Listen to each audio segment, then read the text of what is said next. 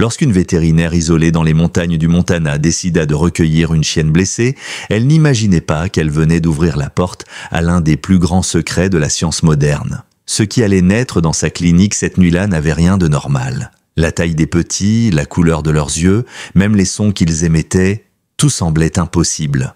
Au début, la docteure Monroe pensa à une simple anomalie génétique, mais plus elle observait la mère et sa portée, plus elle comprenait que quelque chose d'inexplicable était en train de se produire. Et lorsque les agents fédéraux arrivèrent quelques semaines plus tard, armés, exigeants de voir les chiots, elle sut que ce qu'elle avait trouvé n'était pas un miracle, mais un secret que certains étaient prêts à tuer pour garder enfoui. Ce qu'elle allait découvrir cette nuit-là allait bouleverser la science, la foi et le cœur de chacun. Restez bien jusqu'à la fin car la vérité derrière Atlas vous laissera sans voix. Mais avant de plonger dans cette histoire, prenez une seconde, aimez, partagez, abonnez-vous et dites-moi d'où regardez-vous cette vidéo. J'adore voir jusqu'où voyagent de nos histoires. Les griffes désespérées qui raclaient la porte de ma clinique transperçaient la tempête du Montana comme un cri de détresse. 3 heures du matin, moins 15 degrés. En 43 années de pratique vétérinaire, je croyais avoir tout vu. J'avais tort. Atlas s'effondra dès que j'ouvris la porte. Son corps de berger allemand convulsait sous les spasmes des dernières étapes du travail. Le vent hurla en s'engouffrant dans le hall, tandis que je la traînais à l'intérieur, mes mains arthritiques déjà à l'œuvre avant même que mon esprit n'ait rattrapé la situation. 15 chiots, 15 petites vies qui n'auraient jamais dû exister. Ils sortirent l'un après l'autre pendant 2 heures interminables. Leurs pattes étaient trop grandes, leurs cris trop aigus, leurs oreilles étrangement pointues. Ces chiots n'étaient pas seulement différents, ils étaient impossibles. La tempête avait coupé les lignes téléphoniques. Pas d'électricité, pas d'aide à attendre. Juste moi, Atlas, et ces 15 créatures que la loi fédérale considérait comme illégales. Dehors, au milieu de la neige tourbillonnante, 2 phares perçaient la nuit. Quelqu'un venait les chercher. Je m'appelle Dr Sarah Elizabeth Monroe et à 68 ans, j'ai mis au monde plus d'êtres vivants, humains comme animaux, que je ne saurais compter. Mais cette nuit-là, j'ai senti que quelque chose prenait fin. La clinique vétérinaire Monroe, fondée sur les bases posées par mon défunt mari, David, il y a un demi-siècle, a été toute ma vie. Ces 4 murs ont vu des miracles et des tragédies à parts égales. Ils m'ont vu perdre mon fils unique, Samuel, tué par un engin explosif en Afghanistan. 5 ans plus tard, ils m'ont vu tenir bon, alors que le cancer emportait David. Et aujourd'hui, ils s'apprêtaient à être les témoins d'une autre perte, celle de tout ce que j'avais construit. Sur mon bureau reposait l'avis de saisie, un ultimatum déguisé en papier officiel. 50 000 $ avant la fin du mois, sinon 43 années de service disparaîtraient dans l'oubli. Mes économies étaient parties dans les traitements de David. Mon espoir s'était envolé avec le cercueil de mon fils. Tout ce qui me restait, c'était cette clinique et Atlas. Je l'avais trouvé 6 ans plus tôt, un chiot brisé, couvert de cicatrices, qui racontait des histoires qu'aucun être vivant ne devrait porter. Elle était devenue mon ombre, mon encre, ma famille, à une époque où ce mot me faisait plus mal qu'il ne me réconfortait. Un berger allemand aux yeux sombres, intelligent, rempli de la même douleur que celle qui m'habitait. White Hollow, Montana, 850 âmes dispersées sur des ranchs qui avaient connu des jours meilleurs. Les jeunes partaient pour l'université et ne revenaient jamais. Les anciens s'accrochaient jusqu'à ce que la vie les rattrape, et moi, j'étais entre les deux. Trop têtu pour abandonner, trop fatigué pour continuer. La tempête dehors n'était pas qu'un phénomène météo. C'était un jugement enveloppé de neige et de glace. Les lignes étaient de coupées, les routes impraticables, la lumière vacillante. Dans les petits villages comme celui-ci, l'isolement tue plus sûrement que n'importe quelle maladie. Et cette nuit, cet isolement semblait s'être acharné sur moi. Depuis plusieurs semaines, Atlas se comportait étrangement. Elle errait dans la clinique la nuit, fixant les fenêtres, comme si elle attendait quelque chose. J'avais mis ça sur le compte de son âge ou de quelques douleurs articulaires. Encore une erreur. Les chiots qu'elle venait de mettre au monde n'avaient rien de normal. Leurs proportions défiaient la logique, leurs cris semblaient presque humains dans leur intensité. Et pourtant, en la regardant s'allonger contre eux, les nettoyer, les réchauffer, je ne voyais pas un monstre. Je voyais une mère pure, instinctive, farouchement protectrice. Une forme d'amour qui ne posait aucune question, qui ne réclamait rien, qui se contentait d'exister. le genre d'amour que j'avais oublié. Peut-être était-ce ce que mon vieux cœur avait besoin de ressentir à nouveau. Dehors, les phares se rapprochaient. Mais à l'intérieur, quelque chose de précieux venait de naître. Les 4 heures suivantes se fondirent en un cauchemar fiévreux. Le travail d'Atlas ne ressemblait à rien de ce que j'avais connu. Chaque chiot arrivait dans une urgence croissante, comme si un compte à rebours invisible menaçait d'expirer. À l'aube, 15 petits corps frémissaient dans une caisse improvisée faite de couvertures chirurgicales et de lampes chauffantes. Mais il y avait quelque chose de profondément dérangeant. Ces chiots défiaient toutes les lois de la nature, leurs pattes disproportionnées, leurs museaux trop allongés, leurs sons stridents qui faisaient dresser les poils de mes bras. Tout chez eux criait l'anomalie. Atlas me regardait les examiner avec une intensité presque humaine. Ses yeux semblaient dire « Tu le vois toi aussi, n'est-ce pas ?» La tempête dehors avait pris une ampleur biblique. Le vent s'engouffrait à travers les interstices du vieux bâtiment, et la neige s'accumulait contre les fenêtres, comme si la nature elle-même voulait nous ensevelir vivants. Le générateur de secours toussait comme un vieillard asthmatique. Je venais de vérifier les signes vitaux du plus petit chiot quand mon scanner de puce électronique vibra dans ma poche. Je scannais chaque animal par réflexe, mais ce que l'écran afficha me glaça le sang. Propriété classifiée de Blackridge Research. Je n'avais jamais entendu ce nom, mais l'instinct me cria que c'était mauvais. Mon souffle se coupa. J'eus soudain l'idée de scanner Atlas elle-même, un geste que je n'avais jamais fait en 6 ans. Le résultat apparut, sujet 47, projet de modification génétique, retrait non autorisé, mes mains tremblaient. Atlas n'avait pas été abandonnée, elle s'était échappée. Ces cicatrices, que j'avais toujours prises pour des marques de maltraitance, étaient chirurgicales, précises, froidement professionnelles. Quelqu'un lui avait fait ça, quelqu'un avait joué avec sa chair, son ADN, et ces chiots étaient les conséquences de cette folie.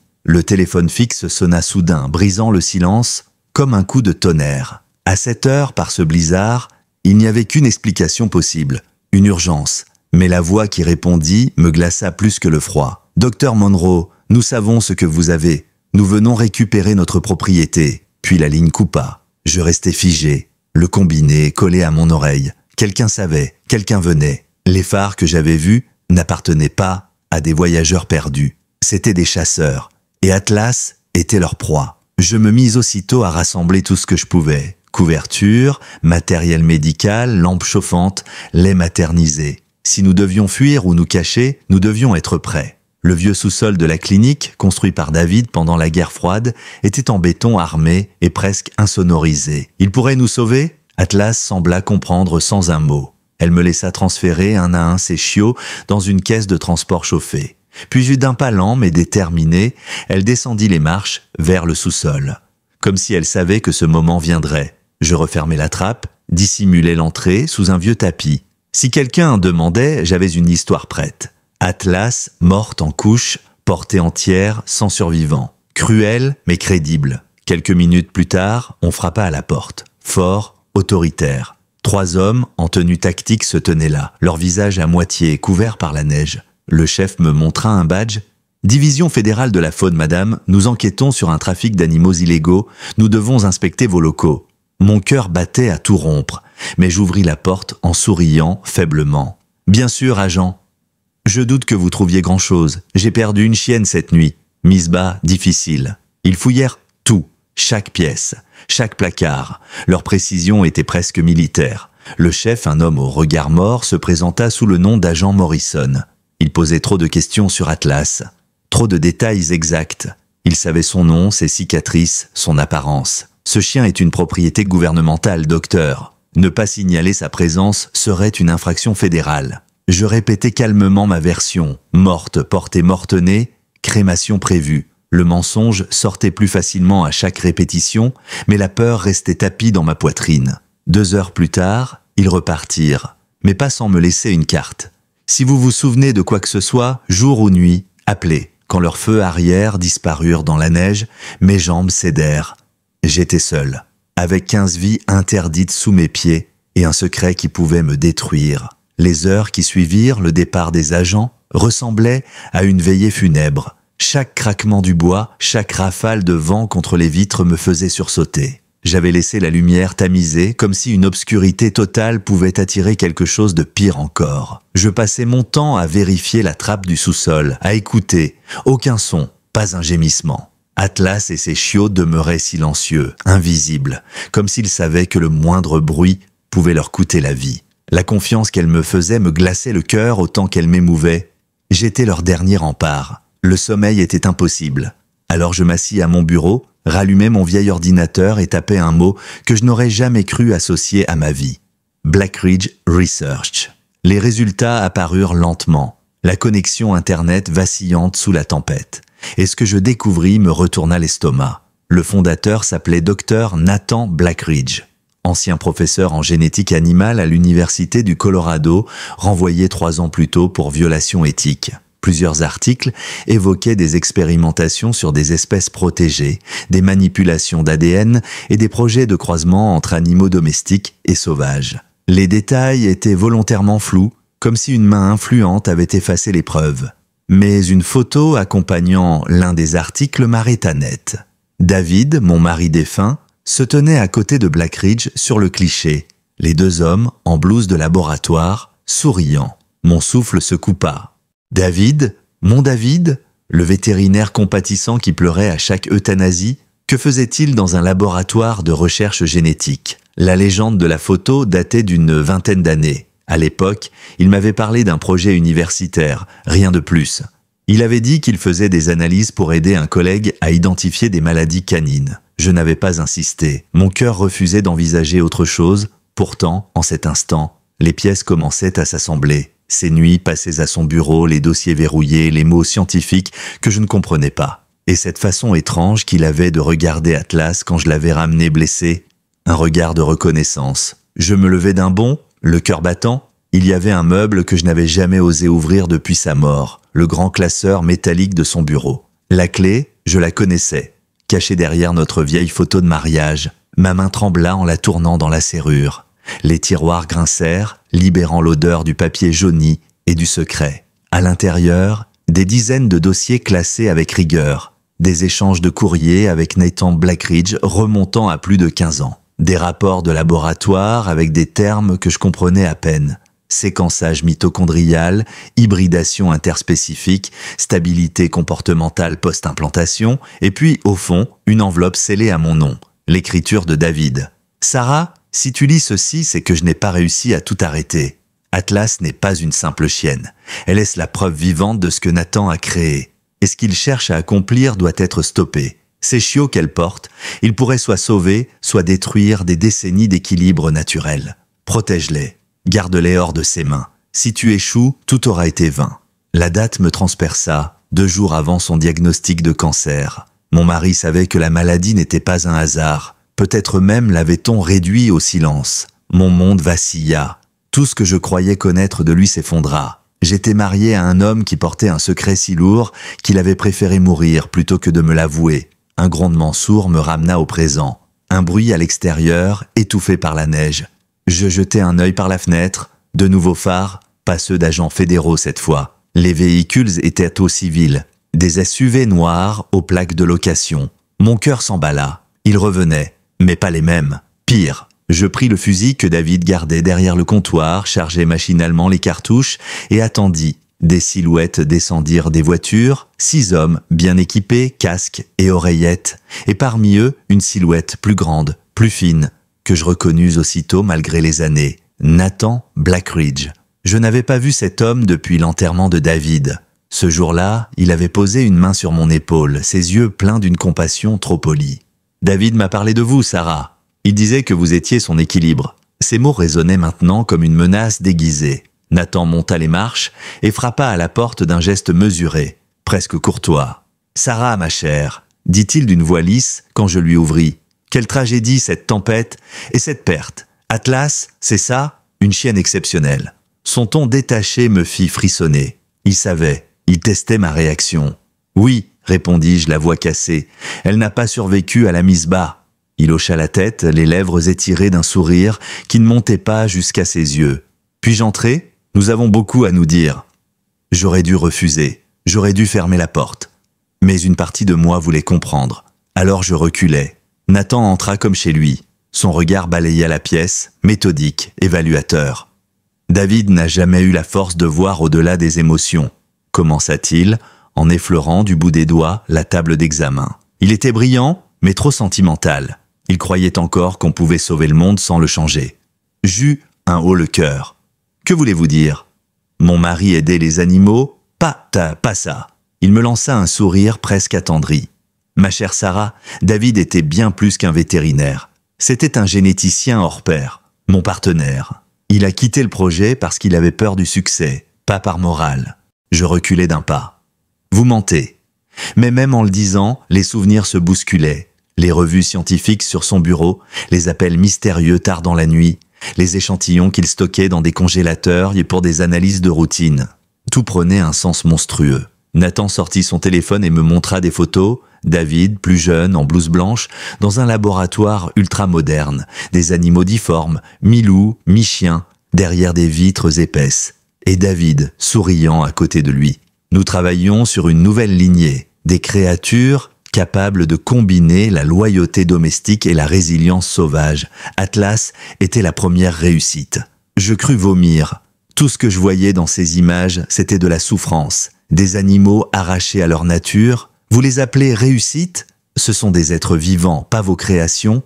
Nathan soupira comme un professeur face à une élève naïve. Les émotions brouillent le jugement, Sarah. David a voulu sauver sa création. Il l'a volée en pensant qu'il pourrait la cacher ici. Mais vous savez aussi bien que moi qu'on ne peut pas fuir la science. Je sentis le fusil sous ma main. Si vous êtes venu pour Atlas, vous avez fait le voyage pour rien. Elle est morte. Son sourire se figea, glacé. Morte? Non. Je ne crois pas une seconde à votre petit théâtre. Vous mentez aussi mal que David. Son regard balaya la pièce une dernière fois. Puis, il s'arrêta sur la trappe, presque imperceptiblement dissimulé sous le tapis. Mon cœur s'arrêta de battre. Vous savez, dit-il en baissant la voix, Robert m'avait dit que vous étiez une femme intelligente. Je vois qu'il n'exagérait pas. Avant que je puisse répondre, le crissement de pneus sur la neige retentit dehors. 3 véhicules blancs, des plaques officielles. Et dans la lumière des phares, une silhouette féminine que je ne connaissais pas. Elle sortit la première, badge à la main. Bureau fédéral d'investigation, Dr Monroe? Nathan se figea puis reprit contenance. Eh bien, on dirait que votre sauvetage est arrivé.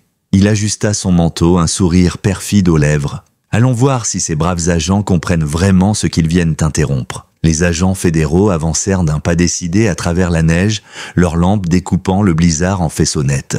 Leur présence semblait irréelle, presque hors du temps. La femme en tête retira sa capuche et s'approcha, la main levée en signe de paix. « Docteur Sarah Monroe, je suis l'agent Rebecca Torres, du Bureau fédéral d'investigation. Nous avons des raisons de croire que vous détenez des informations concernant un programme de recherche illégal mené par un certain docteur Nathan Blackridge. » Le nom tomba dans l'air glacé comme une sentence. Derrière moi, je sentis Nathan se raidir, son masque de calme glisser un instant. Il tenta aussitôt de reprendre le contrôle, s'avançant avec un sourire mesuré. « Agent Torres, quel heureux hasard, je suis justement docteur Blackridge. Je pense qu'il y a un malentendu. Dr Monroe est une femme âgée très affectée par la perte d'un animal. Son chagrin a pu altérer son jugement. Je suis ici pour l'aider. » Torres ne lui serra pas la main. Son regard d'acier se fixa sur lui, puis sur moi. « Dr Monroe, je vais être direct. Cet homme est actuellement sous enquête pour fraude scientifique, manipulation génétique non autorisée et violation du Code fédéral de protection des espèces. Je vous demande de rester derrière moi. » Nathan éclata d'un rire sans joie. « Vous ne savez pas ce que vous êtes en train de détruire, agent. Mon travail peut sauver des générations entières d'espèces en danger. Vous croyez défendre la morale, vous défendez l'extinction ?» Ces mots vibraient d'une conviction si froide qu'ils firent frissonner l'air autour de lui. Torres ne broncha pas. « Ce que je crois, docteur, c'est que vous avez utilisé des animaux comme cobayes dans des expériences interdites et que vous avez dissimulé vos travaux sous couvert d'un projet universitaire. » Je restais immobile, entre eux, incapable de respirer. Nathan tourna lentement la tête vers moi, son regard brillant d'un éclat presque animal. « Dites-lui, Sarah, dites-lui ce que votre mari et moi avons accompli. Dites-lui que sans nous, Atlas n'aurait jamais existé. » Le monde sembla s'arrêter. Tous les yeux se tournèrent vers moi. La vérité battait contre mes lèvres comme un oiseau piégé. Je murmurais seulement « Atlas n'est pas un projet. C'est un être vivant, et vous l'avez détruite avant même de comprendre ce qu'elle était vraiment. » Les agents échangèrent un regard rapide. Torres fit un signe discret à son collègue qui commença à s'approcher de Nathan. Mais soudain, il bougea. Tout alla très vite. Nathan plongea sa main dans sa poche, en sortit une seringue et la brandit comme une arme. « Vous ne comprenez rien ?» hurla-t-il. « Atlas est la clé, la combinaison parfaite entre instinct sauvage et loyauté domestique. » Son bras se tendit vers moi. L'aiguille étincela sous la lumière froide du néon. « Sarah, appelle-la, dis-lui de venir, ou je t'injecte assez de sédatifs pour arrêter ton cœur. » Le monde rétrécit à la taille de cette seringue. L'odeur chimique du tranquillisant emplissait l'air. L'agent Torres sortit son arme d'un geste rapide, mais Nathan m'agrippa, me plaquant contre lui. Je sentis la pointe froide contre ma gorge. « Tu crois pouvoir la cacher éternellement, n'est-ce pas ?» souffla-t-il. « J'ai passé 15 ans à perfectionner son ADN. Tu n'as aucune idée de ce que tu abrites sous tes pieds. » Je tentais de garder mon calme. « Elle est morte, Nathan, tu entends ? Morte. Il ne reste rien à trouver. » Il resserra sa prise. « Tu mens encore. Je l'ai sentie dès que je suis entré ici. Elle est là. Je peux presque entendre les petits. » Une larme involontaire roula sur ma joue. J'avais tenu bon toute la nuit, mais maintenant, je sentais que le mensonge se fissurait. En bas, sous nos pieds, un bruit infime se fit entendre. Un couinement, minuscule, presque imperceptible, mais Nathan l'entendit. Son sourire se mua en rictus de triomphe. « Là, tu entends ? Ils sont là. » Mes créations. Je sentis la seringue s'enfoncer davantage. « Appelle-les, Sarah. Ouvre cette trappe, ou je t'injecte la dose complète. » L'agent Torres tenta d'intervenir. « Docteur Blackridge, arrêtez. Si ces animaux existent, ils seront placés sous protection fédérale. Vous pouvez coopérer. »« Protection ?» cracha-t-il. « Vous appelez ça protection ? Vous les enfermeriez dans des laboratoires, vous les réduiriez à des échantillons d'ADN. Vous n'êtes pas différente de moi, vous êtes simplement hypocrite. » Une goutte de sang perla à mon cou. Je sentis la mort respirer à mon oreille. Dans cette seconde suspendue, je compris que je n'avais plus le choix. Je pouvais garder le secret et mourir, ou parler et condamner Atlas à une autre prison. La peur me paralysait, mais l'instinct de survie prit le dessus. « Elle est en bas !» soufflai-je. Les mots sortirent dans un murmure qui ressemblait à une trahison. « Elle est dans la cave !» Nathan m'écarta brutalement, son visage illuminé par une joie perverse. Je le savais. Il fit un signe à ses hommes. « Préparez le transport. Ces animaux valent plus que n'importe quel humain ici. » Torres, son arme toujours pointée, hurla. « Personne ne bouge. Dr Blackridge relâchez immédiatement Dr Monroe. » Mais il ne l'écoutait plus. Tout son être était fixé sur la trappe dissimulée sous le tapis. Il avança d'un pas, puis un autre, comme possédé. Torres fit signe à un autre agent de soulever le tapis. La trappe apparut, la vieille charnière grinça dans un bruit lugubre. L'odeur de chaleur animale monta, et dans la pénombre, 2 yeux brillants s'allumèrent comme des braises. Atlas. Elle leva lentement la tête, ses oreilles dressées, son regard planté dans le mien. Ce que j'y vis me brisa le cœur. Pas de peur, pas de colère, du pardon, une compréhension silencieuse. Elle savait que je n'avais plus d'autre choix. Nathan avança d'un pas tremblant. « Magnifique !» murmura-t-il. 15 petits, parfait. Son ton s'était fait presque religieux. « Vous êtes la clé, ma belle, le chaînon manquant. » Atlas se redressa, son corps encore affaibli, mais son regard brûlait d'une détermination sauvage. Elle se plaça entre la trappe et les chiots, ses muscles tendus, prête à défendre jusqu'au bout. « Nathan, regarde là !» criai-je, la voix tremblante. « Tu ne vois pas un sujet d'étude, tu vois une mère. »« Non, répliqua-t-il d'un ton sec. Je vois le futur de l'évolution, et ce futur m'appartient. » Il fit un pas de plus. La tension éclata. Atlas bondit. Tout se passa dans une seconde déformée par la peur. Atlas jaillit hors du sous-sol comme une ombre vivante. Un éclair de muscles et de rage pure. Le cri de Nathan se transforma en hurlement lorsqu'elle referma ses mâchoires sur son poignet. Celui qui tenait encore la seringue. L'aiguille vola à travers la pièce, rebondit sur le mur et disparut derrière une étagère. Le choc fut brutal, précis, chirurgical. Atlas n'était plus la chienne blessée qui avait rampé jusqu'à ma porte. Elle était redevenue ce qu'on avait voulu fabriquer, une créature d'instinct et de puissance, mais animée d'un cœur que la science n'avait pas prévu. Nathan tomba à genoux, hurlant de douleur, tandis qu'Atlas se tenait entre lui et la trappe, les crocs dégoulinant de sang. « Ne tirez pas !» cria-je à l'agent Torres, voyant ses collègues lever leurs armes. « Elle me protège !» L'agent garda son sang-froid, la voix ferme. « Atlas, tout doux !» murmura-t-elle, avançant lentement, mains ouvertes. Mais Atlas ne la quittait pas des yeux. Son attention restait rivée sur Nathan, l'homme qui lui avait infligé des cicatrices que ni le temps ni la tendresse n'avaient su effacer. « Regardez-la !» cria Nathan, son visage tordu par la douleur et la fureur. « Vous voyez, ce n'est pas une simple chienne. Elle comprend, elle calcule, elle raisonne. C'est la preuve vivante que mon travail est un succès. » Je m'agenouillais près de lui, la rage montant à travers mes larmes. « Non, Nathan, elle n'est pas ta réussite. Elle est ton erreur, ta plus grande erreur. » Il éclata d'un rire hystérique. « Tu ne comprends pas, Sarah. Cette intelligence, cette loyauté, elles viennent de moi. Sans moi, elles n'existeraient pas. » Je me penchais, le regard planté dans le sien, et sans ton arrogance, elle n'aurait jamais eu besoin de me sauver. Atlas recula de quelques pas, haletante, le pelage hérissé, mais sans chercher à fuir. Son instinct la maintenait là, entre son passé et ses enfants. L'agent Torres profita de ce bref instant de répit.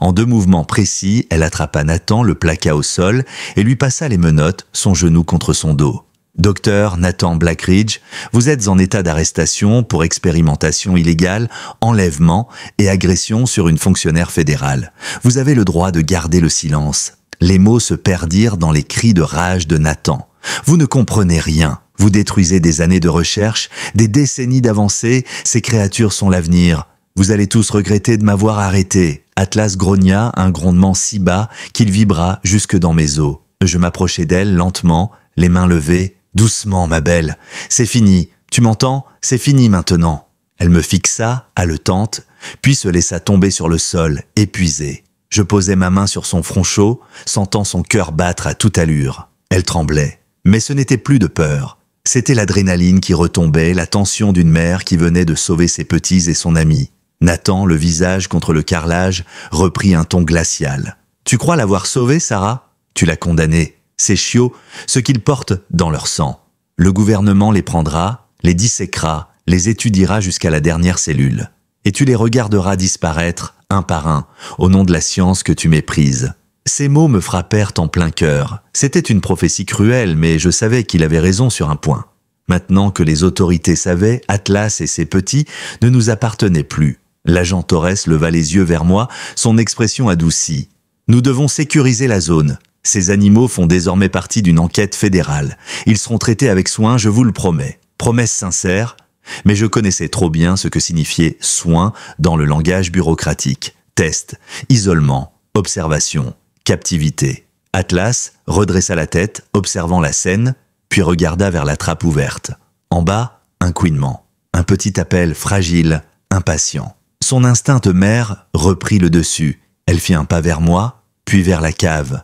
Torres laissa faire. Lentement, Atlas descendit, disparaissant dans la lumière tamisée du sous-sol.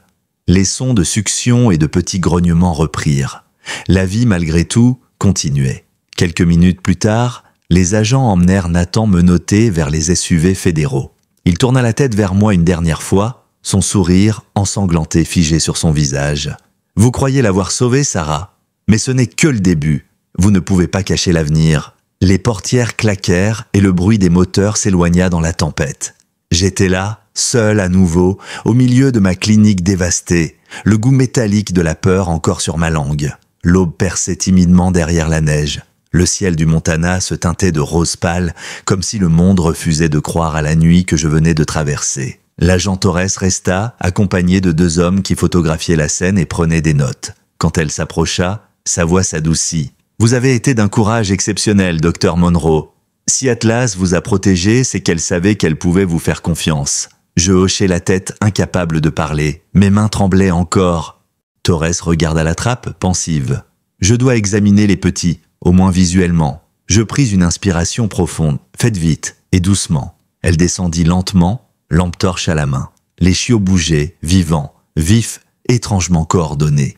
15 petites créatures hybrides, moitié loup, moitié chien, à la beauté presque irréelle. Atlas leva les yeux vers Torres, sans un son. Le regard qu'elles échangèrent me serra la gorge. Ce n'était pas un échange entre une bête et une humaine. C'était un contrat silencieux. Je te laisse entrer, mais ne les touche pas. Torres remonta après quelques minutes. Ils sont sains? Aucun signe de malformation. Leurs paramètres vitaux sont parfaits. Elle hésita. Vous savez que nous devrons les placer sous garde fédérale. Non, dis-je aussitôt. Vous les placerez là où personne ne les retrouvera. Docteur, ces animaux représentent une preuve scientifique unique. Vous n'imaginez pas la portée. Je m'en moque. Ma voix tremblait, mais elle était ferme. Vous voulez un rapport, un dossier, un témoignage? Je vous donnerai tout. Mais ces chiots ne quitteront pas leur mère. Pas encore. Torres resta silencieuse un instant, puis soupira. Très bien. Pour l'instant, ils restent ici, sous surveillance. Mais je vais devoir contacter Washington. Faites ce que vous avez à faire, répondis-je. Quand elle sortit son téléphone pour passer son appel, je descendis à nouveau auprès d'Atlas. Elle leva la tête, ses yeux rencontrant les miens. Dans ce regard, je vis tout. La douleur, la fatigue, mais aussi une force tranquille, presque humaine. Je caressai doucement sa tête. « On va se battre, ma belle, quoi qu'il en coûte. » Et dans ce sous-sol froid, entouré de 15 vies nées de la science et de l'amour, je sus que ma guerre ne faisait que commencer. Le silence après la tempête avait quelque chose d'artificiel. Trop parfait, trop fragile. On aurait dit que le monde retenait son souffle suspendu entre deux vérités impossibles. Dans la lumière grise du matin, la clinique ressemblait à une scène figée. Les traces de lutte, le sang séché sur le sol, la trappe entr'ouverte laissant filtrer un souffle de chaleur et de vie. Je descendis à nouveau, incapable de rester loin d'eux. Atlas m'attendait, couché parmi ses 15 petits. Son regard n'avait plus cette lueur de panique, juste une fatigue ancienne, presque humaine. Je m'agenouillais près d'elle, les chiots s'agitaient, leurs museaux minuscules cherchant la chaleur de leur mère. Certains avaient déjà ouvert les yeux, et dans ses pupilles, je crus voir quelque chose d'étrange, une lucidité prématurée, presque consciente. Ce n'étaient pas des chiots ordinaires, c'étaient des énigmes vivantes, des fragments d'un futur que personne n'avait demandé. Ils ne savent pas ce qu'ils sont, murmurai-je. Et c'est peut-être mieux ainsi. Atlas releva la tête, posa son museau contre ma main. Le contact était doux, confiant, réconfortant, comme si elle me disait « On s'en sortira, toi et moi ». Au-dessus, j'entendais les voix des agents. L'agent Torres donnait des instructions dans son talkie-walkie. Renfort, sécurisation du périmètre, transport médical pour Nathan Blackridge. J'aurais pu monter, l'écouter parler, mais je ne voulais pas. Pas encore. J'avais besoin de ce moment avec eux, de respirer autre chose que la peur. Une demi-heure plus tard, Torres descendit lentement dans le sous-sol. Ses pas résonnaient sur les marches comme un verdict à venir. « Ils sont magnifiques », dit-elle après un silence. « Je comprends maintenant pourquoi Blackridge a perdu la tête. » Je secouai la tête. « Ce qu'il a perdu, c'est son âme. » Elle soupira. « Vous savez que je ne peux pas laisser ces animaux ici sans en référer à mes supérieurs. Ce ne sont pas de simples chiens, docteur Monroe. Ce sont des preuves vivantes d'un crime fédéral. »« Des preuves ?» répétai-je avec amertume. « Ce sont des enfants. Vous les entendez? Vous voyez leur cœur battre. Vous sentez leur chaleur. Et vous parlez de preuves. » Torres me regarda longuement. Il y avait dans ses yeux quelque chose que je n'attendais pas. De la compassion. « Je ne suis pas votre ennemi, Sarah. J'ai travaillé sur des affaires où des laboratoires détruisaient des vies au nom de la science. Je sais ce que c'est. Mais je dois aussi protéger ces animaux des gens qui voudraient les récupérer. Et croyez-moi, il y en a beaucoup. » Je pris une grande inspiration. « Qu'allez-vous faire d'eux ?»« Légalement ?» répondit-elle. « Ils devraient être placés dans un centre fédéral jusqu'à la fin de l'enquête. »« Et humainement ?» demandai-je d'une voix tremblante. Elle hésita. « Il existe un protocole rarement utilisé, une sorte de programme de protection pour les animaux impliqués dans des affaires criminelles sensibles. Ça s'appelle le Federal Witness Care Programme. Habituellement, c'est pour des espèces exotiques ou des témoins à risque. Mais dans ce cas, elle marqua une pause, mesurant ses mots. Dans ce cas, nous pourrions le détourner un peu. Je fronçai les sourcils. Que voulez-vous dire ? Si j'en fais la demande, le gouvernement pourrait vous désigner comme tutrice officielle. Vous garderiez Atlas et sa portée ici, sous surveillance fédérale. Cela impliquerait des inspections régulières, des caméras de sécurité, des contrôles sanitaires, mais au moins ils resteraient ensemble. Et surtout, ils ne seraient pas emmenés. Je restais muette, partagée entre soulagement et vertige. Vous feriez ça pour eux ? Torres haussa les épaules. Pour eux et pour la vérité. Je crois que David Monroe avait compris avant tout le monde que la science sans compassion devient de la cruauté. Vous pouvez être celle qui prouve qu'on peut étudier sans détruire. Les larmes me montèrent aux yeux. Merci. Elle esquissa un mince sourire. Ne me remerciez pas encore. Vous allez devoir apprendre à vivre sous surveillance et à garder un secret plus lourd que n'importe quelle loi. Les jours suivants furent étranges. La tempête s'apaisa, laissant derrière elle un paysage de silence et de glace. Les journaux, parlait de l'arrestation d'un généticien déchu en fuite, arrêté après une altercation violente dans une clinique vétérinaire. Mon nom n'apparaissait nulle part. C'était mieux ainsi. Les habitants de White Hollow passaient parfois devant la clinique, intrigués par les véhicules fédéraux, mais aucun n'osait poser de questions. Dans une petite ville, on sait quand il vaut mieux se taire. Torres revint 2 jours plus tard avec des formulaires épais comme des dictionnaires, des contrats, des clauses de confidentialité, des protocoles de sécurité. Je signais tout, mon nom, ma vie, ma liberté, offerts en échange de la leur. Quand j'eus terminé, Torres rangea les documents dans une mallette métallique. C'est officiel maintenant. Atlas et sa portée sont sous votre garde. Vous êtes leur tutrice légale sous supervision fédérale. Je laissai échapper un rire nerveux. Tutrice légale d'une famille de miracles interdits, j'aurais préféré la retraite, vous savez. Torres sourit doucement. Vous avez toujours le choix. Mais je crois que vous savez déjà pourquoi vous restez. Oui, je le savais. Parce que quelque part entre la peur et la tendresse, ces 15 petites vies m'avaient rendu à la mienne. Les semaines passèrent. Le sous-sol fut transformé.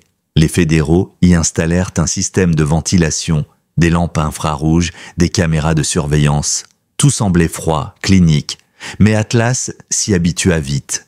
Elle s'allongeait sur ses couvertures, les yeux mi-clos, ses chiots blottis contre elle. J'observais leur croissance, fasciné. Ils grandissaient à une vitesse étonnante. Leur corps se développait harmonieusement, puissant, leurs yeux d'un ambre presque doré.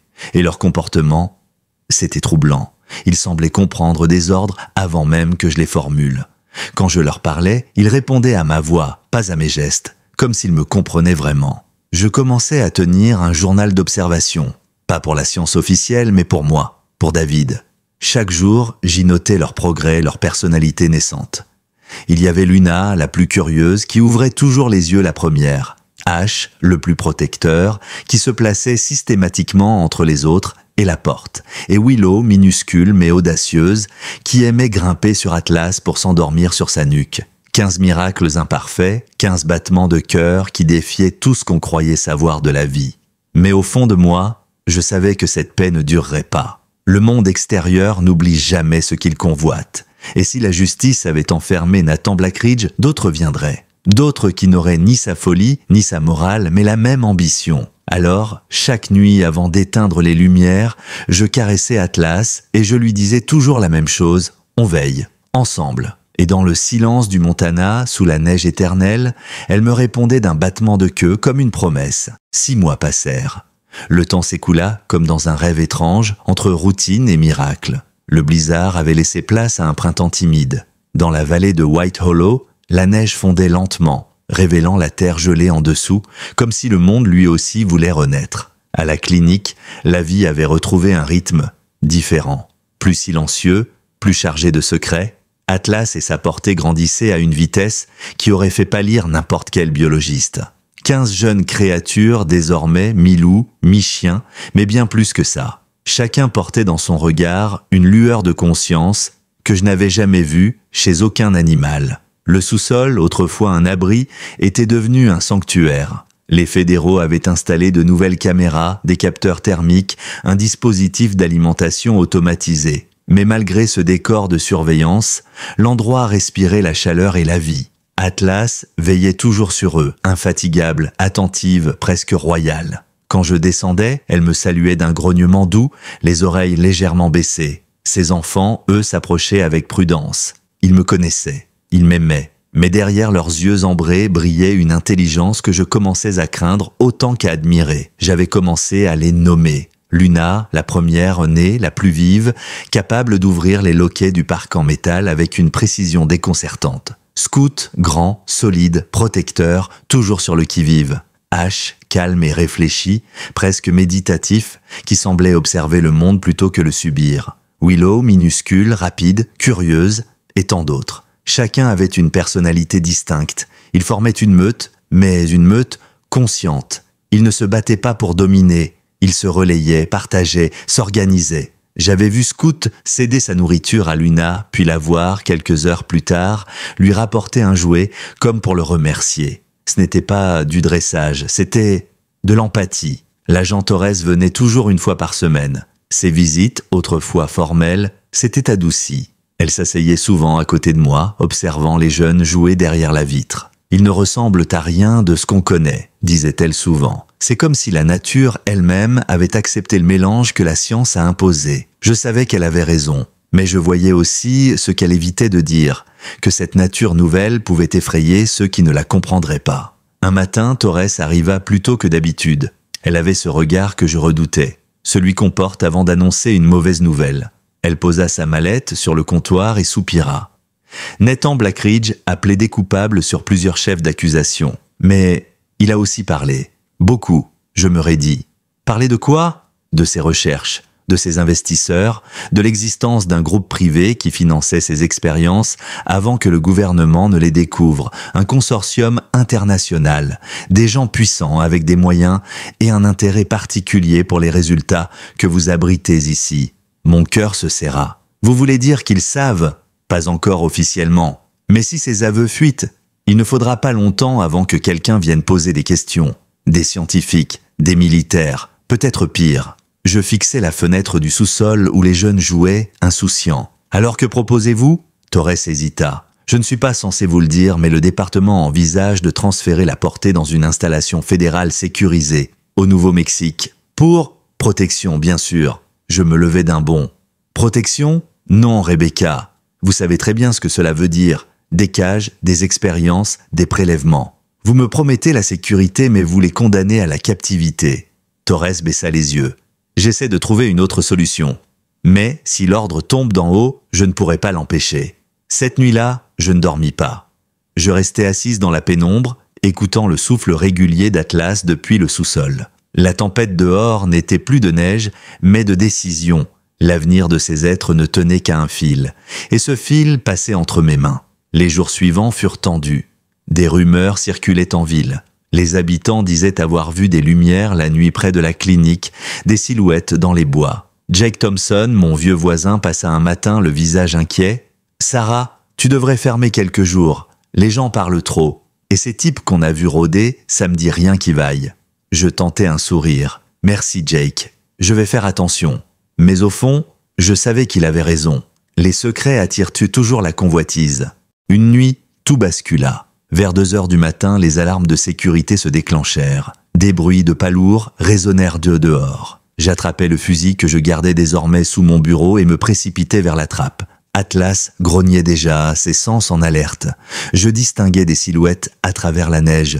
3, peut-être 4 hommes, équipés de lampes tactiques. Pas des fédéraux, trop discrets, trop rapides. Je coupais les lumières et descendis dans le sous-sol. Atlas se tenait entre la porte et ses enfants, comme un rempart vivant. Son regard me disait tout, ils viennent pour eux. Je murmurais, pas cette fois. Le premier bruit de verre brisé retentit, puis le claquement d'une arme. Pas un coup de feu, mais un tir de projectile anesthésiant. Les intrus savaient ce qu'ils faisaient. L'un d'eux hurla, « Sale vétérinaire dégagé, descendez !» Je savais qu'il trouverait la trappe. C'était inévitable. Alors je pris une décision insensée. J'ouvris la trappe moi-même et fis signe à Atlas. « Va, sors par l'arrière. » Il y avait une vieille issue de ventilation menant vers la colline derrière la clinique. Je l'avais fait renforcer il y a des années sans savoir pourquoi. Peut-être que, quelque part, David avait anticipé ce moment. Atlas hésita, son regard oscillant entre moi et ses enfants. Puis, lentement, elle saisit l'un après l'autre les plus jeunes par la peau du cou et les fit passer dans le conduit. Les autres la suivirent, comme s'ils comprenaient le plan. En quelques minutes, le sous-sol fut presque vide. Je restais seul avec les derniers, les pas se rapprochaient. Je pouvais entendre le métal du levier qui soulevait la trappe. J'eus juste le temps de cacher les 3 derniers chiots sous un drap, dans un chariot métallique, avant que la porte ne s'ouvre brusquement. Des hommes en noir descendirent, armes levées. L'un d'eux portait un logo inconnu, Aurora Biosystems. Mon sang se glaça. Un nom que j'avais déjà lu dans les rapports de Blackridge. Le véritable commanditaire, le métal grinça, la trappe se souleva et le froid s'engouffra dans le sous-sol comme une bête affamée. 3 hommes descendirent, silhouettes massives, visages cachés par des casques tactiques. L'un d'eux brandissait une lampe fixée à son arme, le faisceau balayant chaque recoin. Le logo sur leurs épaules, un A, stylisé, encerclé d'un serpent, scintillait sous la lumière. Aurora Biosystems. Le nom que j'avais redouté. Le vrai monstre derrière le masque de la science. Docteur Monroe, dit une voix dans l'obscurité. Calme, trop calme. Nous ne sommes pas là pour vous faire du mal. Nous voulons simplement récupérer ce qui nous appartient. Je serrai le fusil contre moi. Ils n'appartiennent à personne. Un rire bref résonna. Oh, au contraire, chaque cellule de ces animaux est protégée par un brevet fédéral. Vous, par contre, vous n'êtes qu'une variable encombrante.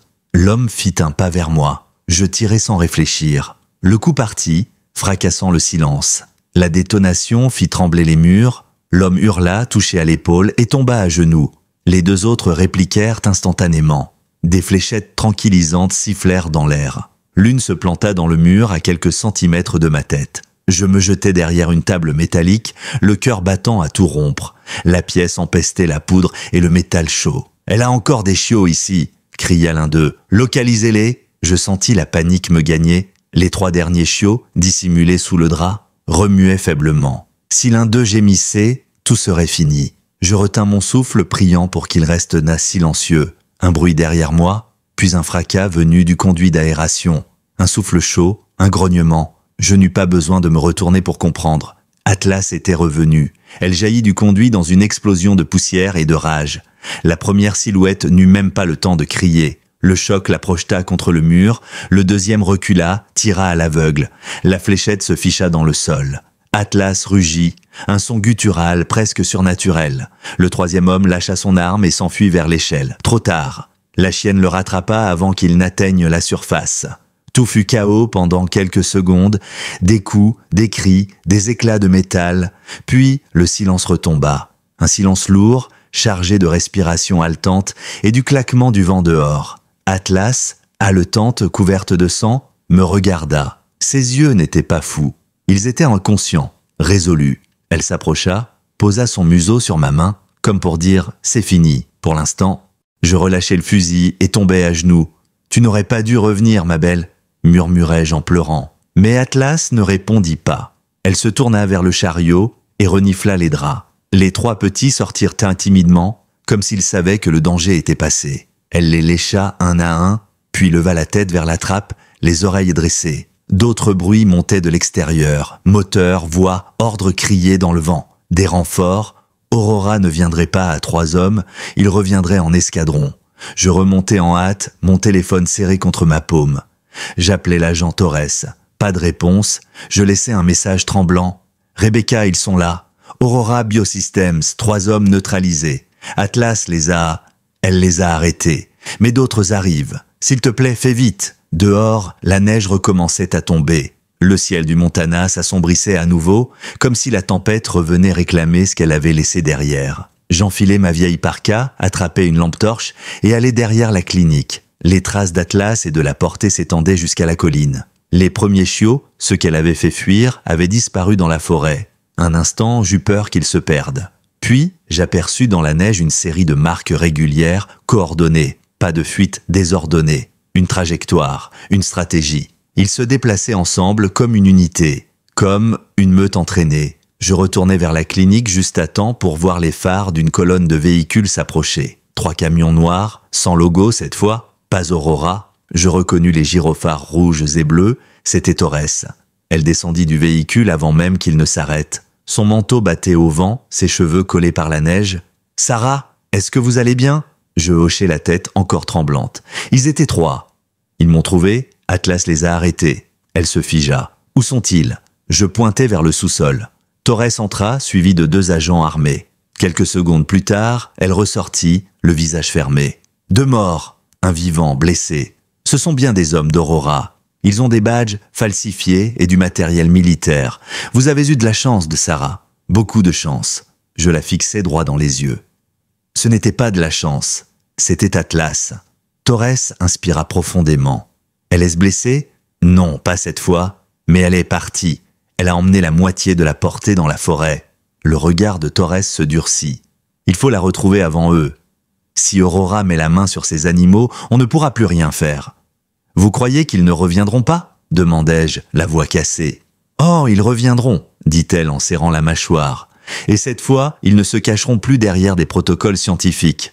Nous passâmes la nuit à établir un périmètre de sécurité. Les fédéraux bouclèrent la zone, dressèrent des tentes et installèrent des projecteurs. Le petit hameau de White Hollow s'était transformé en base improvisée. Mais au fond, je savais que tout ça ne suffirait pas. Parce que les ennemis d'Atlas ne venaient pas seulement du dehors. Ils venaient d'un système prêt à tout pour récupérer ce qu'ils considéraient comme son invention. À l'aube, Torres entre dans mon bureau. Ses traits étaient détirés, ses yeux cernés. « Nous avons un problème », dit-elle en déposant un dossier sur la table. À l'intérieur, des photos satellites, des coordonnées et un ordre officiel estampillé du département de la Défense. Je lus les mots à voix haute, incrédule. Transfert de la portée d'Atlas vers installation de confinement. Projet Prometheus. Torres hocha la tête. C'est signé d'en haut, Sarah. Très haut, plus haut que moi. Je sentis un froid nouveau m'envahir, plus glacé encore que celui du Montana. Ils veulent les utiliser, n'est-ce pas? Oui. Pour des programmes d'adaptation génétique, de recherche comportementale et... Elle hésita. De militarisation. Je fermai les yeux, le souffle court. Tout ce que David avait tenté d'empêcher allait recommencer. Torres posa une main sur mon bras. « Écoutez-moi bien, vous devez faire un choix. Officiellement, je suis ici pour superviser leur transfert. Officieusement, je peux vous aider à les faire disparaître avant qu'ils arrivent. Mais ce sera votre décision. Et une fois prise, il n'y aura pas de retour possible. » Je la regardai. Dans ses yeux, je vis la même peur que la mienne, mais aussi la même certitude. Certaines vies y valent qu'on sacrifie la sienne pour les protéger. Je baissai la tête, les mains tremblantes. « D'accord, Rebecca, on les sauve. » Nous n'avions que quelques jours. Quelques jours pour transformer l'idée en un acte rendu possible par le courage de gens ordinaires. Agent Rebecca Torres et moi avons élaboré un plan qui était autant une prière qu'un stratagème. Utiliser la vieille issue de ventilation et la colline derrière la clinique comme route d'exfiltration. Créer une fausse piste de transfert officiel pour satisfaire les dossiers, puis disparaître dans la nuit. Cela impliquait déception, vitesse et une confiance aveugle. 3 choses dont je ne disposais pas beaucoup. Mais j'avais Atlas, Jake et le serment silencieux d'une petite ville qui savait comment garder un secret. Jake Thompson fut notre atout le plus précieux. 73 ans, main calleuse, une connaissance des bois plus profonde que n'importe quelle carte officielle. Dès que je lui expliquais, ses rides se creusèrent d'un sérieux invincible. « Si vous me dites quoi faire, Sarah, je le ferai », dit-il sobrement. Shérif Martha Collins, fidèle et droite, accepta de détourner la patrouille locale pendant la fenêtre critique. Elle savait que parfois la loi et la justice ne marchaient pas sur la même route et elle choisit la deuxième. Nous avons répété le mouvement dans ma tête jusqu'à en connaître le rythme. À la tombée de la nuit, Torres simulerait l'arrivée d'une équipe fédérale pour le prétendu transfert. Les camions noirs stationneraient devant la clinique, phares éteints. Les techniciens en blouse officielle chargeraient des caisses vides. Un leurre documentaire. Pendant ce temps, Atlas et les jeunes, guidés par Jake, sortiraient par la ventilation vers la colline, traverseraient la lisière boisée et atteindraient un petit chalet isolé où des amis de Torres dans un réseau discret de sanctuaires nous auraient préparé une niche sécurisée. Tout devait être chronométré au quart de seconde. Une erreur et Aurora, ou pire, des intérêts plus puissants, nous rattraperaient. La nuit choisie était froide et claire. La lune, une demi-lame qui jetait des lueurs argentées sur la neige. L'atmosphère semblait tenir sa respiration.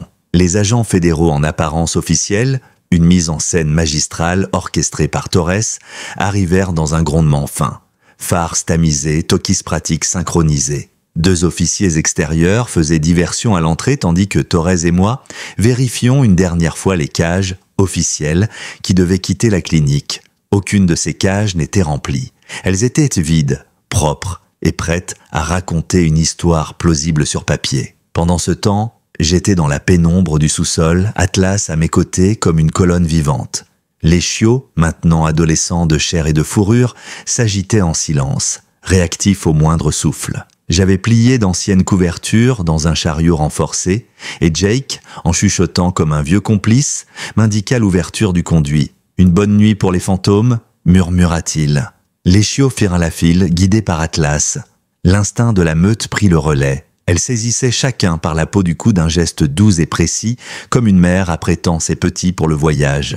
Ils glissèrent dans le tunnel, un à un, puis le silence s'étira quand le dernier petit disparut. Le signal de Torres arriva, vert. Les hommes chargèrent les caisses vides sous la neige, mimèrent l'embarquement, signèrent des documents qui ne valaient que le papier qui les supportait. 2 véhicules officiels prirent la route simulée vers le nord. Le cœur me martelait la cage thoracique. J'avais l'impression d'être à la lisière d'un précipice.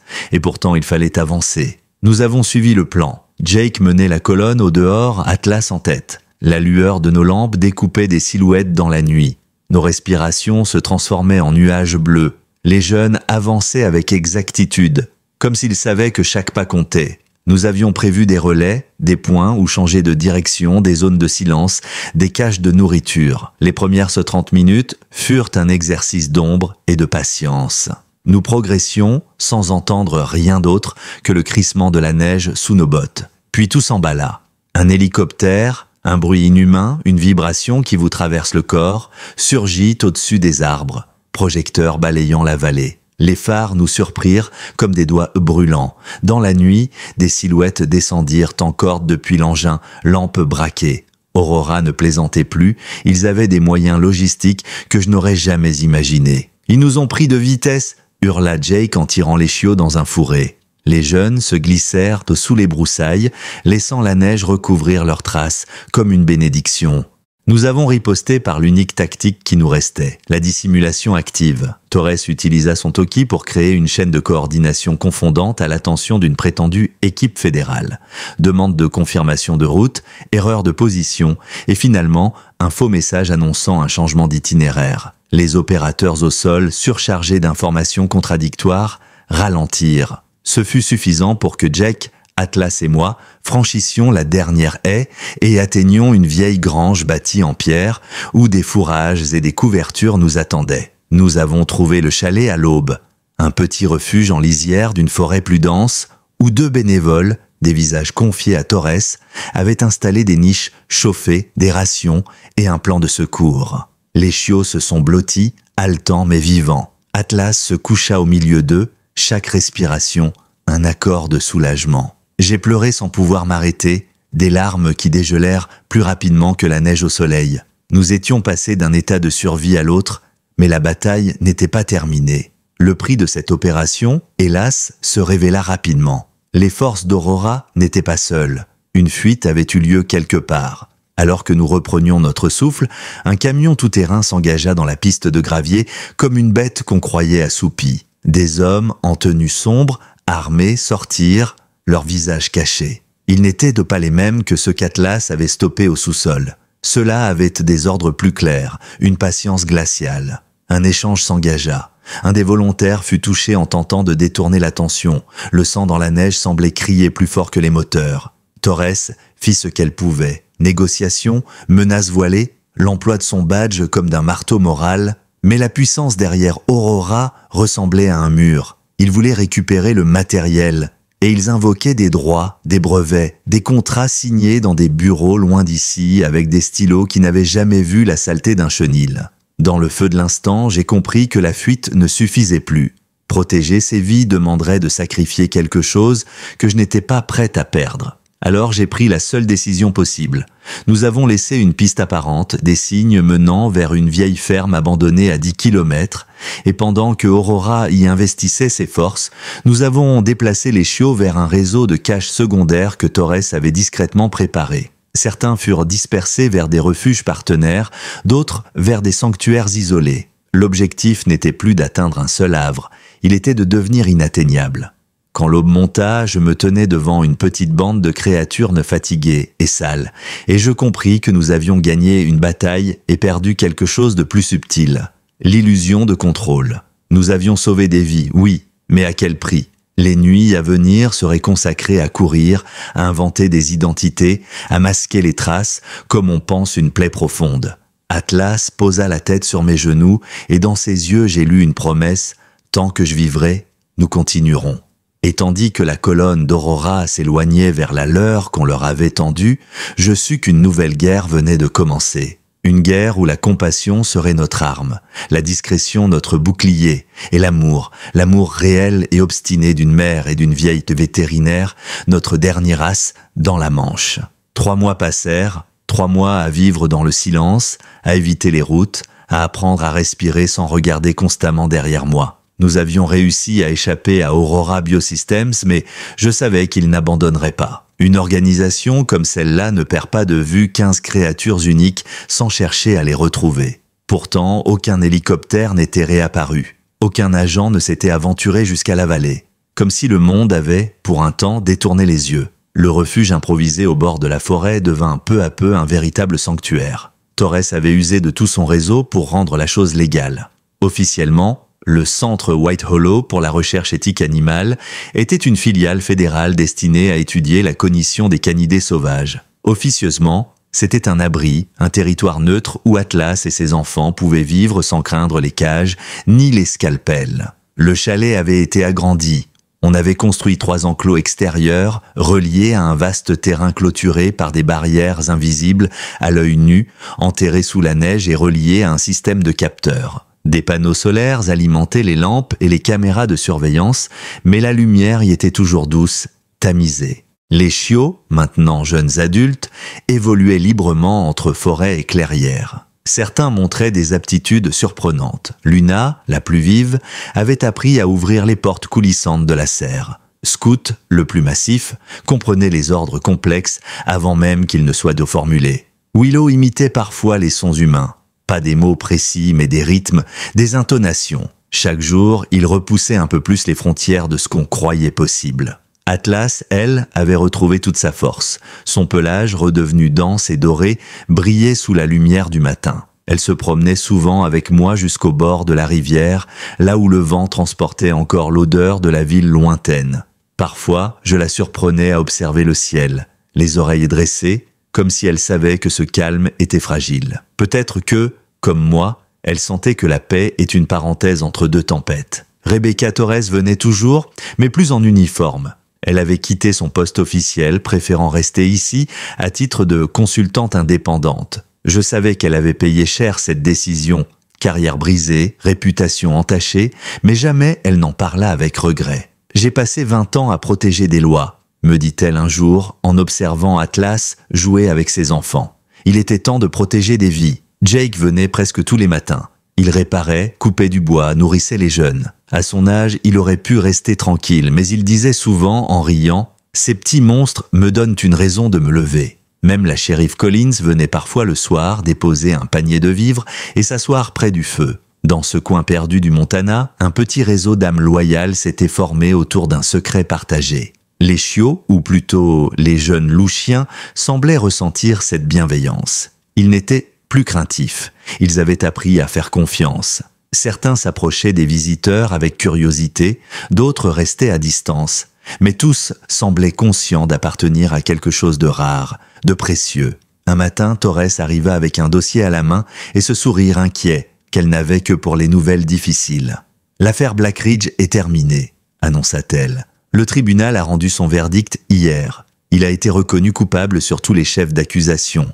Expérimentation illégale, trafic animal, manipulation génétique non autorisée, association criminelle. Il passera le reste de sa vie dans une prison fédérale. » Je baissai les yeux. Il a parlé de nous? Non, pas un mot. Peut-être qu'il a enfin compris qu'il avait créé quelque chose qu'il ne pouvait pas contrôler. Le soulagement fut réel, mais pas complet. Car même derrière les barreaux, Nathan Blackridge avait laissé une trace indélébile. Ses notes, ses brevets, ses idées. D'autres pouvaient s'en emparer. La science, comme le feu, se transmet facilement entre des mains impatientes. Quelques semaines plus tard, j'eus une surprise inattendue, une lettre officielle du département de la justice. Elle autorisait la reconnaissance du centre White Hollow comme site de conservation expérimentale sous statut protégé. Cela signifiait que ni Aurora, ni aucune entreprise privée ne pouvait y mener d'intervention sans ordre direct du gouvernement. Rebecca avait réussi. La loi, cette fois, était de notre côté. À partir de là, les choses changèrent. Des chercheurs éthiques commencèrent à venir trier sur le volet. Je les observais attentivement, comme une mère surveillant les fréquentations de ses enfants. Certains étaient maladroits, d'autres sincèrement émus. L'un d'eux, un jeune biologiste nommé Aaron Blake, déclara un jour « Ce que vous avez fait ici, Dr Monroe, c'est la preuve que la compassion peut être un protocole scientifique à part entière. » Je souris, ému. Peut-être que David aurait aimé entendre ça. Les jeunes hybrides s'épanouissaient, leur comportement dépassait tout ce que j'avais imaginé. Coopération instinctive, communication quasi symbolique, capacité d'adaptation stupéfiante. Et pourtant, au-delà de ces prouesses, il restait des âmes, des êtres faits pour aimer, pour jouer, pour vivre. Les voir courir dans la neige, oreilles en arrière, me faisait croire que le monde pouvait encore réparer ses fautes. Un soir de juin, je m'assis sur le perron avec Rebecca et Jake. Le ciel s'embrasait de teintes roses et violettes et les jeunes jouaient dans la clairière. « Tu te rends compte ?» dit Jake. « Tout ça a commencé avec une chienne blessée qui a gratté ta porte ?» Je souris. « Oui ?» et avec un vétérinaire obstiné qui croyait que la compassion pouvait être plus forte que la peur. Rebecca leva son verre. « À eux, à ceux qu'on a perdus et à ceux qu'on a sauvés. » Nous trinquâmes dans le silence apaisé du crépuscule. Atlas leva la tête, ses yeux ambrés captant la lumière du soleil couchant. Dans son regard, je lus quelque chose d'indicible. Pas de la fierté, pas même de la reconnaissance. Quelque chose de plus profond, la compréhension. Elle savait que tout ce que nous avions fait, tous ces sacrifices, avaient un seul but, qu'elle et les siens puissent vivre libres, sans être réduits à des numéros de dossier. Ce soir-là, alors que la nuit enveloppait le refuge et que le vent murmurait dans les pins, je compris enfin ce que signifiait le mot « famille ». Ce n'était pas le sang, ni les noms, ni les lois. C'était le choix répété, chaque jour, de protéger ce qu'on aime, même quand tout s'y oppose. Et dans le bruissement des feuilles, je crus entendre la voix de David, douce et lointaine. « Tu as réussi, Sarah. Tu as transformé la peur en refuge. » L'été passa comme un rêve fragile. Le vent chaud parcourait les herbes du Montana et le refuge de White Hollow vibrait d'une vie tranquille. Les jours s'étiraient dans une lumière dorée et parfois, quand j'ouvrais les fenêtres de la clinique, j'entendais au loin les aboiements de la meute résonnant comme une chanson de liberté. C'était une mélodie que je n'aurais jamais cru entendre de nouveau, celle du monde réconcilié avec ce qui l'avait blessé. Atlas vieillissait, pas de manière visible au début. Elle restait forte, altière, la tête haute et le regard clair. Mais je voyais, moi, les signes discrets. Sa démarche un peu plus lente, les pauses plus longues avant de rejoindre ses enfants. Parfois, elle s'asseyait près de moi, face à la vallée, et observait le soleil se lever comme on contemple un horizon qu'on sait devoir quitter un jour. Ce n'était pas de la tristesse, c'était de la sérénité. Les jeunes, eux, avaient grandi. 15 êtres magnifiques, puissants, d'une intelligence que la science ne savait toujours pas expliquer. Certains avaient été confiés à d'autres sanctuaires sous fausse identité, des lieux sûrs, discrets, à l'abri des laboratoires et des ambitions humaines. Les autres restaient ici, autour d'elle, la meute d'Atlas. Leur comportement continuait de défier la logique. Ils n'obéissaient pas à la hiérarchie animale classique. Ils vivaient selon un équilibre étrange, presque démocratique. Ils s'occupaient les uns des autres. Ils prenaient soin d'elle. Un matin d'automne, j'ai su que le moment approchait. Atlas refusa de manger. Elle passa la journée à marcher lentement dans le pré, s'arrêtant à chaque pas pour respirer l'air, sentir la terre. Ce soir-là, elle s'allongea près du feu, entourée de ses enfants. Le crépuscule se posa sur le refuge et le ciel prit la couleur des souvenirs. Je m'assis près d'elle, ma main sur sa tête. Son souffle était calme, paisible. Elle leva les yeux vers moi une dernière fois et dans ce regard, il y avait tout, la reconnaissance, la promesse tenue, la liberté retrouvée. « Repose-toi, ma belle », murmurai-je, « tu es enfin à la maison. » Quand le matin se leva, Atlas était parti. Pas de cris, pas de souffrance, juste un corps immobile et autour d'elle, la meute silencieuse, tête basse. Même la forêt semblait s'être arrêtée. Les oiseaux, le vent, tout s'était tu, comme si le monde observait un instant de recueillement. Nous l'avons enterré au sommet de la colline, sous un vieux pin solitaire, Jake, Rebecca et moi. Aucune cérémonie, juste le bruit de la pelle dans la terre et nos respirations mêlées. Rebecca déposa une pierre plate sur le monticule et grava simplement « Atlas ». Elle a choisi l'amour. Les jours suivants furent étranges. Le refuge paraissait vide sans elle. Les jeunes erraient autour de la colline, cherchant son odeur, son ombre, sa présence. Puis lentement, ils recommencèrent à jouer, à courir, à vivre. Parce que la vie, même après la perte, continue toujours. Et chaque fois qu'il levait la tête vers le ciel, j'avais l'impression qu'il savait. Je passais beaucoup de temps à écrire, dans ce petit bureau envahi de dossiers et d'odeurs de café froid. Je consignais tout, leur comportement, leur progrès, mais aussi les leçons invisibles que cette aventure m'avait laissées. Les chercheurs appelaient cela des notes d'observation qualitative. Pour moi, c'était tôt des fragments d'âme. Le gouvernement finit par reconnaître officiellement notre travail. White Hollow devint un centre modèle pour la recherche éthique. Des étudiants venaient apprendre comment soigner sans posséder, observer sans exploiter. Certains arrivaient avec l'arrogance de la science moderne et repartaient avec des larmes dans les yeux après un simple regard d'un des descendants d'Atlas. Parce qu'ici, les leçons ne se donnaient pas en mots, mais en silence. Rebecca, désormais ma compagne de combat et d'amitié, disait souvent « On a voulu créer des armes, on a obtenu des professeurs. » Elle avait raison. Ces êtres hybrides n'étaient pas une erreur de la science. Ils étaient sa rédemption. Les années ont passé. Je suis vieille maintenant. Le temps m'a volé un peu de force mais pas la mémoire. Chaque matin, je me lève avant le lever du soleil et je marche jusqu'à la colline. Le pin est toujours là. Autour, des empreintes se mêlent à la rosée. Parfois, l'un des descendants d'Atlas m'accompagne. Scout vit encore, majestueux et sage, ses yeux d'ambre brillant dans la lumière dorée. Quand il s'assoit à mes côtés, je jurerais voir un éclat de sa mère dans son regard. Et je me dis que peut-être quelque part dans ce monde immense, Atlas court encore, pas en chair et en os, mais dans chaque être qu'elle a inspiré, dans chaque humain qui choisira la compassion plutôt que la peur. J'ai appris qu'on ne guérit pas en effaçant la douleur, on guérit en lui donnant un sens. Et dans cette vallée, nous avons transformé la peur en refuge, la perte en héritage. Alors, si un jour vous traversez le Montana et que, dans le vent du soir, vous croyez entendre un hurlement doux et lointain, ne cherchez pas à comprendre. Ce n'est pas le vent, ce n'est pas un loup, c'est Atlas, veillant sur ceux qui ont choisi de croire qu'aimer, même contre le monde entier, reste le plus grand acte de foi. Parce qu'au bout du compte, certaines histoires ne se terminent pas. Elles se transforment simplement en légendes.